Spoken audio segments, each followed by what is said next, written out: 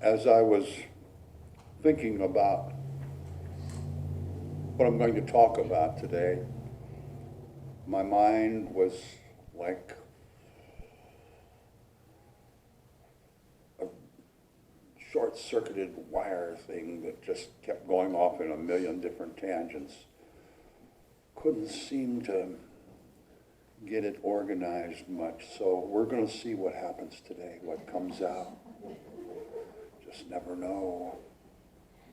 What I want to talk about today has everything to do with the first quote on the order of service. I'd like to read it. You can read along if you like. The definition of a victim, a person to whom life happens. So, we've all been victims. The two important questions are, for how long, and was it possible to learn something from that experience? Every single one of us has been a victim.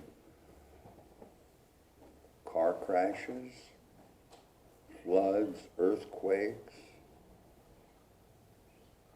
abuse, mental, physical, sexual abuse.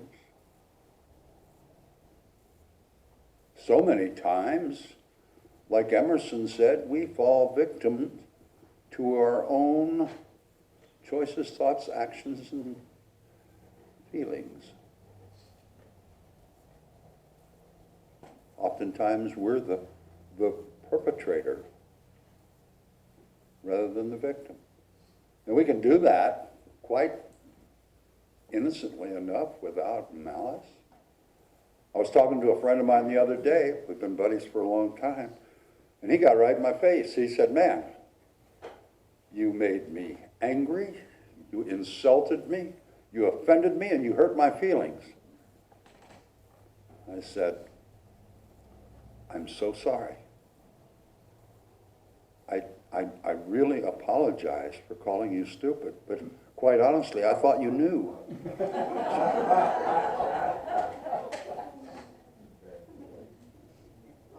How often do we do that? Even to ourselves. We've all been victims, and we've all recovered from all those experiences where we actually have been victimized. But some of them are life-altering. Some of them leave wounds and scars that it's not easy to heal from. It's very difficult. Sometimes it takes a lot of help.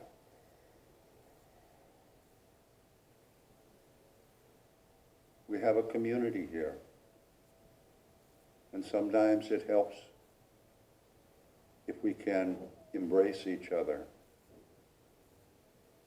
have patience and caring and compassion and empathy for each other.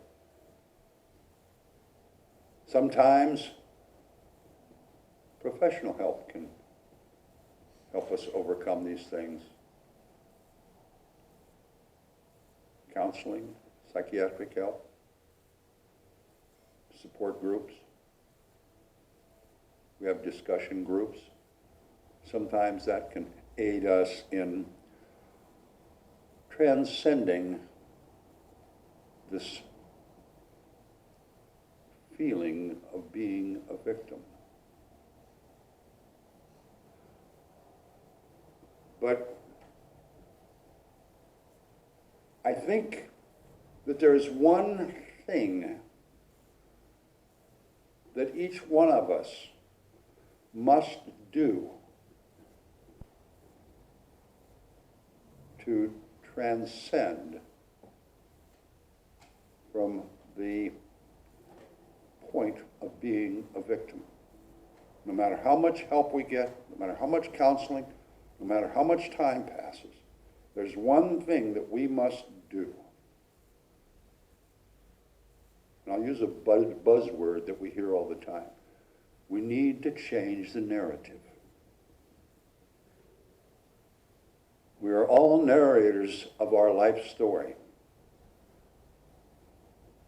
If we stop and record ourselves for a week, we might be surprised at how often we tell the same story. And so many times, and I've done this for years myself,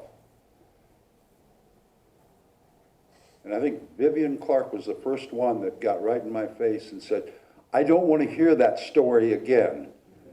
Either live with it or change the story. And that was really a wake-up call for me. Truly, truly, my life was just miserable for several years.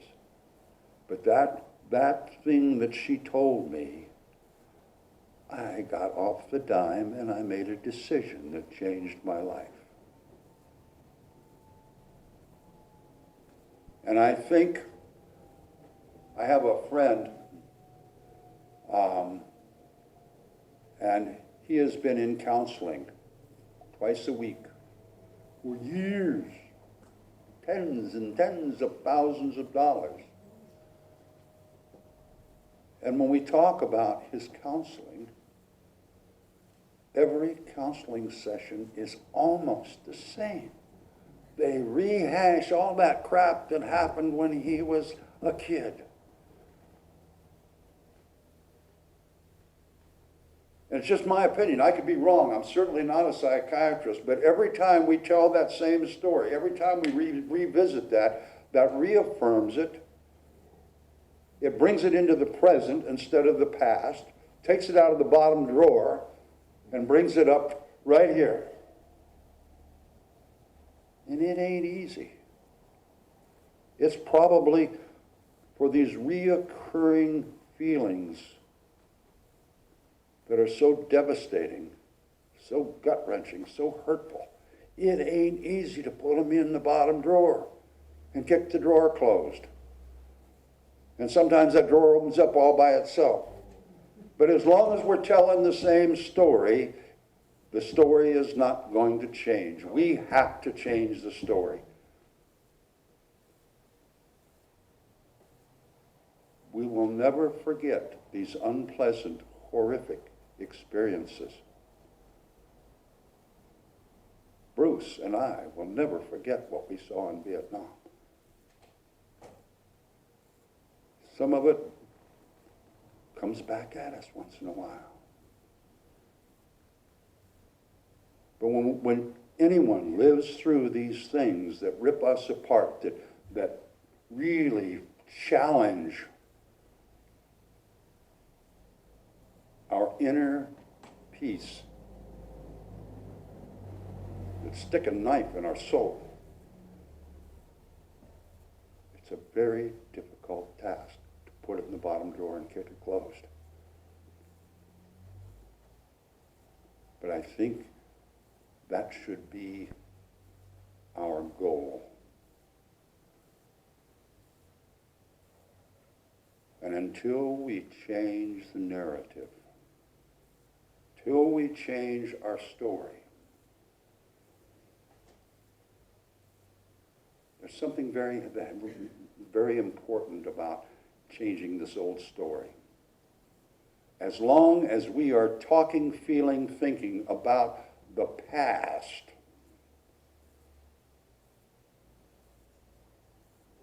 we are feeding our subconscious, we are embracing that habit, and most importantly, we are contaminating our consciousness.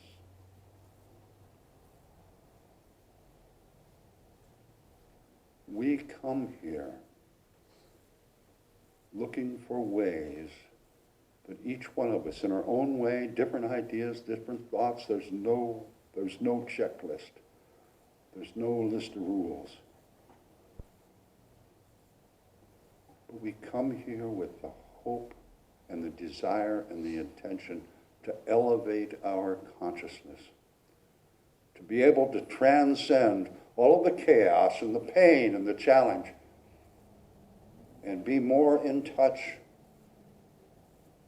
with the abundance of all these things that we have that are divine within us. And to work on that gets very, very difficult if we're telling the story, why did I marry that woman? She wrecked my life. I never should have. You can't do two things at the same time.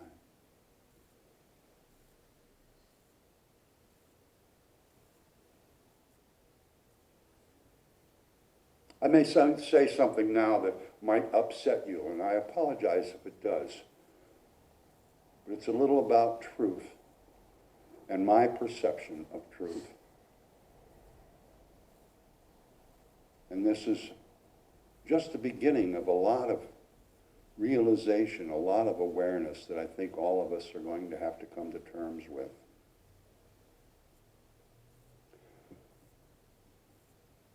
How many of you read the Inquiring Minds this week? A couple? I'm going to read part of it.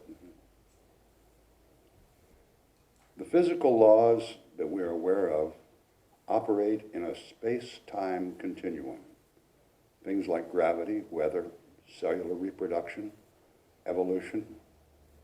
Some of them may seem to conflict with what we often refer to as spiritual laws.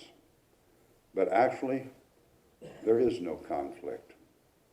The only place a conflict may exist is in our own incomplete understanding of the universe and the laws which govern it. The space-time physical world is part of our spiritual existence.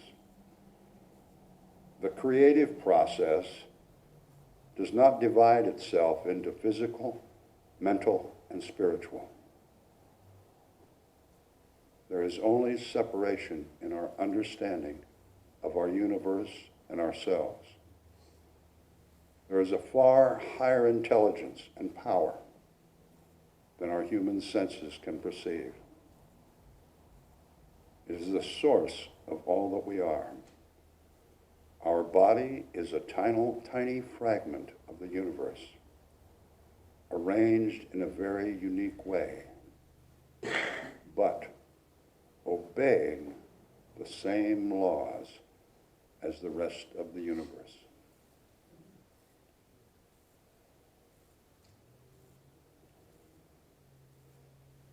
My friends, we're going to have to really work on being aware of that. I wanted to write a whole book about this as I wrote it. What we are experiencing in our world right now, and have been experiencing for quite some time, is humanity's resistance to obeying these laws.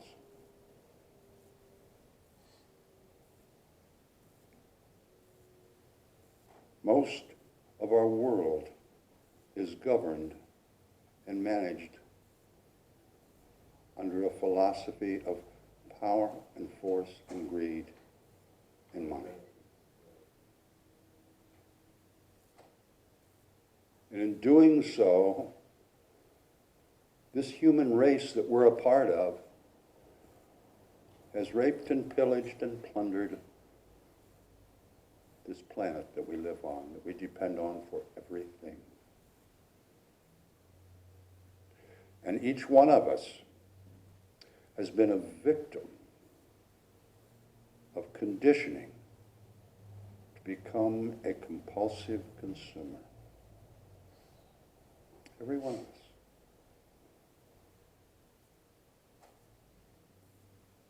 We can talk about it and talk about it and talk about it, and what the planet is experiencing, the changes going through the planet right now, the weather, all of the war. We have so much empathy and compassion for the people that are being flooded and the earthquakes. And there's far more people than that every day being slaughtered for power and control and for money.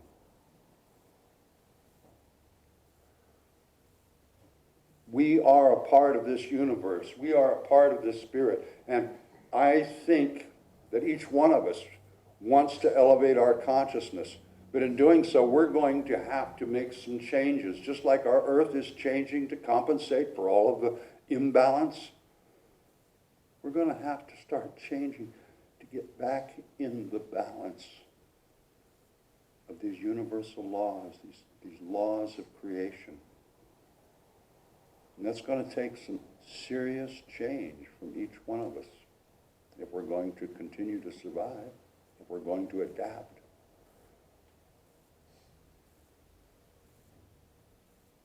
We're going to have to be conscious enough to significantly change our lifestyles. We're going to have to be conscious enough to redefine value. And we're going to have to be conscious enough to truly love one another. To really give a damn. To really care.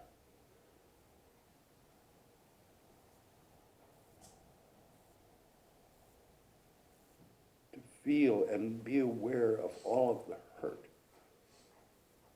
And all of the response, the reaction to that hurt. People do some horrible things. We hate that. We detest it. But why? Why have they done these horrible things? Probably a reaction. Probably because they never got over being a victim.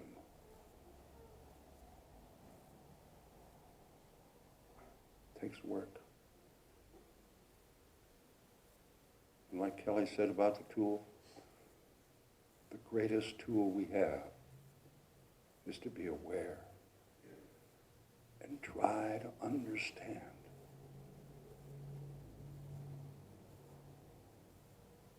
We have the ability to change the consciousness of this world. We have the ability to change our value system and our way of living. Be able to coincide perhaps a little better, to be in a little more harmony with the laws of the universe, the laws of creation.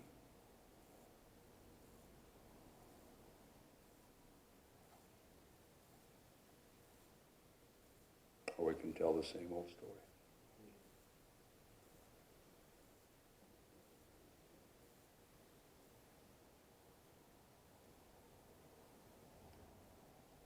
It causes me great uneasiness, great discomfort, and great fear to think about what I'm going to have to do to change my concepts and my lifestyle. I become very comfortable with the way I choose to live. And when I look at what I consume, some of the things I do, and the effects of some of those,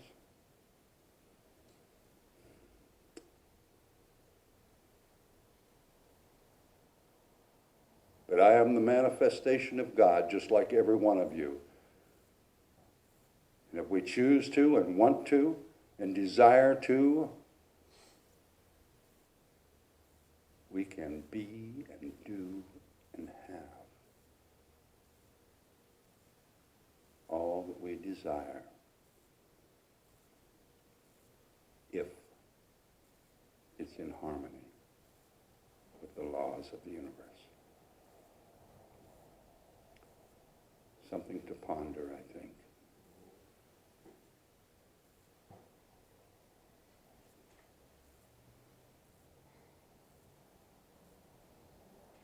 Let's celebrate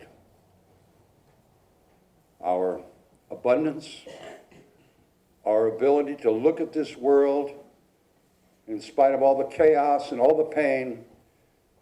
My God, it's still a wonderful, wonderful place. Let's